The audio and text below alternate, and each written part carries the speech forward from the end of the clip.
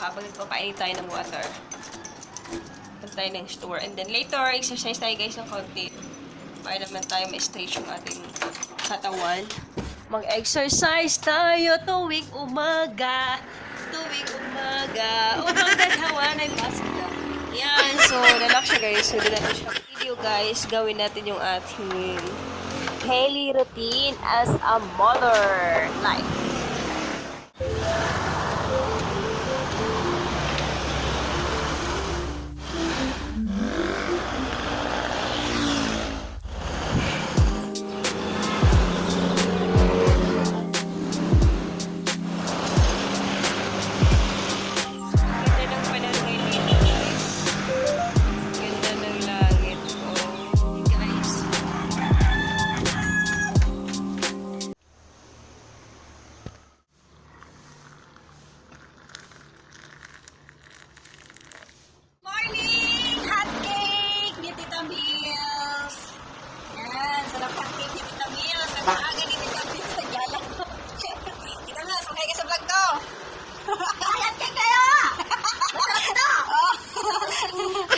Good morning!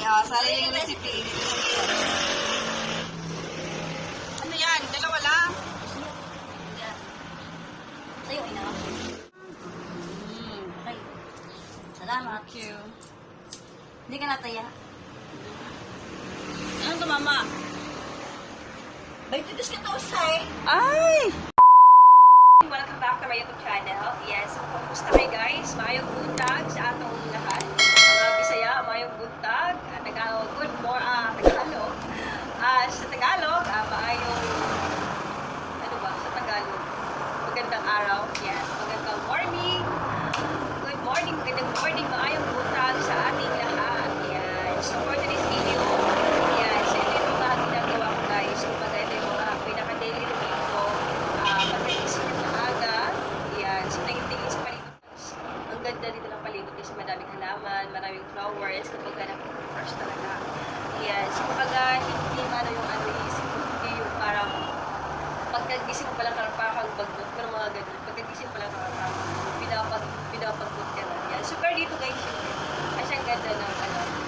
Kumbaga yung mga halaman dito sa palibot is buhay na buhay. Yes, and then pagkagising mo, makikita mo yung langit, super duper beautiful. Yes, so nakakaano na nakaka-refresh na kasi kumbaga ano, parang may pag-asa. Kung ay nalulungkot sa buhay mo, parang feeling mo talaga may pag-asa ka na maging masaya. Pero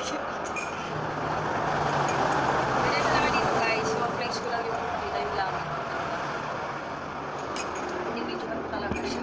Ganda na ganda. Parang kung sa pagbansa. Yan. Isa na sa Pilipinas. Parang kasi hindi pagbansa. Ang ganda talaga ng langit na yun. So yun yung kagandahan guys. Kung gusto tayo na maaga. Tingnan natin yung mga magagandang tanawin talaga sa maaga. And then fresh na fresh yung isip. Yan. Tapos kita mo yung mga bulag-bulag. Parang nagsasayawan dahil sa sarap sa makaramdam. Buhay na buhay.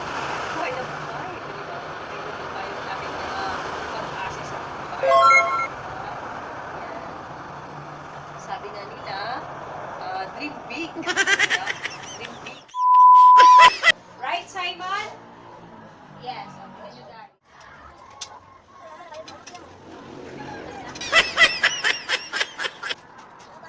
Si Simon, gagawin yung kanyang assignment. Kasi itong yung assignment ni Simon. Yan. Na-check na rin teacher. Yan, you. O yan. Lagay dito good job. Get daw masama. Get daw masama, sabi ni teacher. O. Practice. Practice yan, guys. Yan. O. Ikaw nga na. Ayos na. Louder. Very good. Very good. Ito ay letter. What letter is that? Anong letter to? Letter?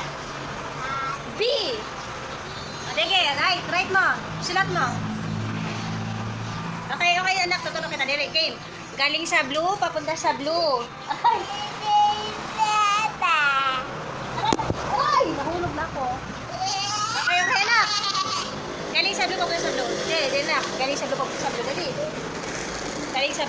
sa blue. Dito, ganyan mo to. Yan. Dito. Yan. Dito. Yan. Galing sa blue, papunta sa blue. Op! Okay, B. Wow! Oh, very good. Okay na yan. Parang 5. Tapos yung ano, maliit. Ano yun, Mama? Maliit na B. Yan, galing Ano dito. yun, Mama? Letter B na maliit. Small letter. Okay, line muna. Yan, tapos ikot. Maliit. Ganon. Very good! Ay, come on, Dini. Yan. Hey, mayroon ako na. Marunong na ikaw? Wow, nice mo naman yan. Oh. Oh, maliit. Paano maliit? Maliit na B. Ay, hindi. Ang laki. Oh, bura. Ang laki sobra. Kuya, Papa. Ang laki sobra, anak. I love it, Mommy. Yeah, Miss Ali, Daddy said, "Hey, you ready? You ready? It's all right. Again, this is so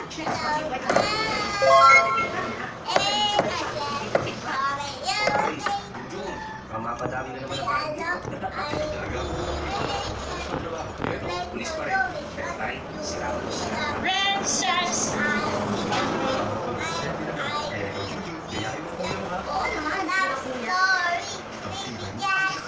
Yes! Gusto kitang isayaw ng babada.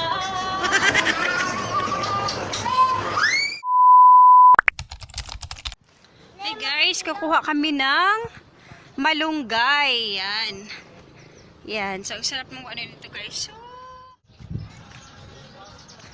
syempre, aakyat tayo dito guys.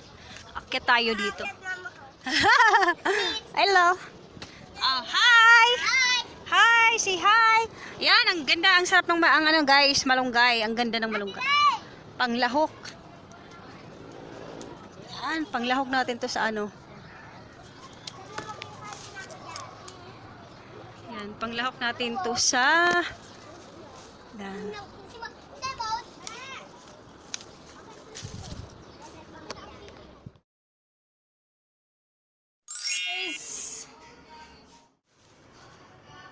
Monggo. Bigas guys.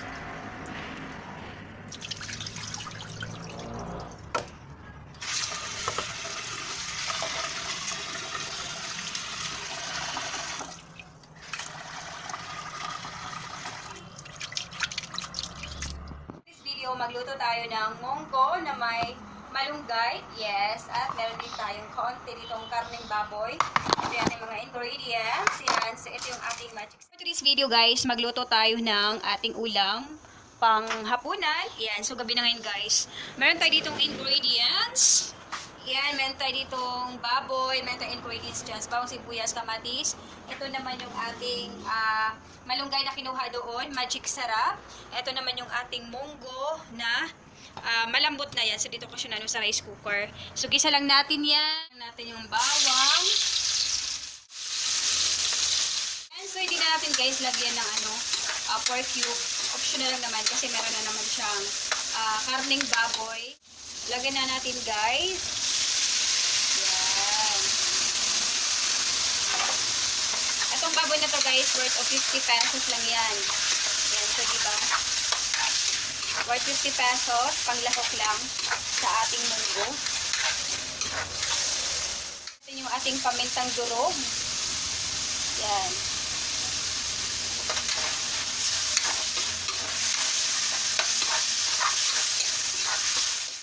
Yan. So, pwede kayo guys magluto ng ganito. Hindi na kayo kailangang bumili sa kanin. So, madali lang guys. Yan. So, pwede na kayo magluto ng inyong panghapunan sa inyong pamilya. Yan. So, tipid guys. Hindi na kayo kailangang bumili sa kalendarya na 50 pesos tapos isang taka lang. So, ito guys, makakailang takal ka. Nakailang takal ka nito. So, okay na yung ating Tignan natin yung ating kanin. So, i-low fire na lang natin yan. Yan. So, takpan muna natin guys. Ito yung ating munggo guys sa rice cooker. Yan. Yan, di ba? Natin guys. Yes, medyo okay na siya. Maya pag konting hindi magluto na yung karne yung munggo. Konting push na lang guys. So, okay na guys yung ating karne. And then, so next, ilalagay na natin ang ating munggo na pinakuluan. Yan, ito siya guys. Munggong pinakuluan. Yan, lagyan na natin.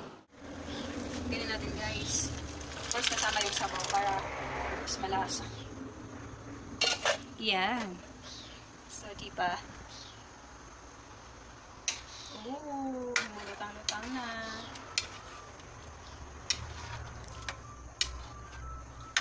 And next guys, pag okay na talaga siya, yan, titimplahan natin.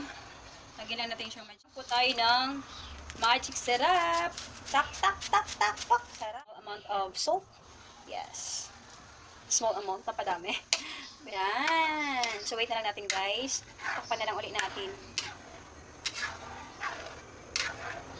Tikman muna natin guys. Sin konti. Then guys, yung kanin. Yan. Okay na yung kanin. Yan. Low fire na lang natin.